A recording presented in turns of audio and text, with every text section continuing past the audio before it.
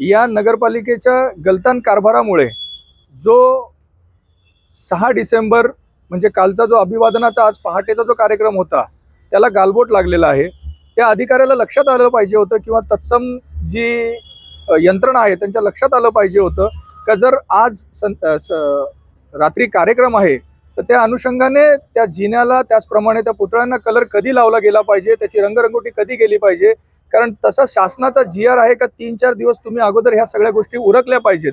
परंतु कुठेतरी निष्काळजीपणा, कुठेतरी दुर्लक्षपणा हा प्रकर्षाने या प्रकरणामध्ये जाणवून आलेला आहे।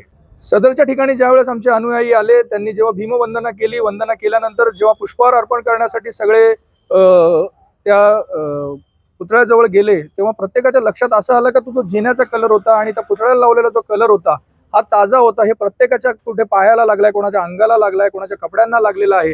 तर हा जो प्रचंड मानसिक त्रास आणि ज्या पद्धतीने ही जी दिरंगाई झालेली आहे तो एकदम निंदनीय प्रकार आणि खोडसाळपणाचा प्रकार समोर आलेला आहे। पालिका प्रशासनाकडे पण आम्ही या बाबतीत तक्रार करणार आहोत आणि सदरचं काम ज्या ठेकेदारामार्फत केलेलं असेल त्या ठेकेदारावरती आणि त्या सक्षम अधिकाऱ्यावरती गुन्हा दाखल करण्यासाठी देखील आम्ही माननीय प्रशासक साहेब असतील, आमचे मुख्याधिकारी साहेब असतील, त्यांना निवेदन देऊन विनंती करणार आहोत।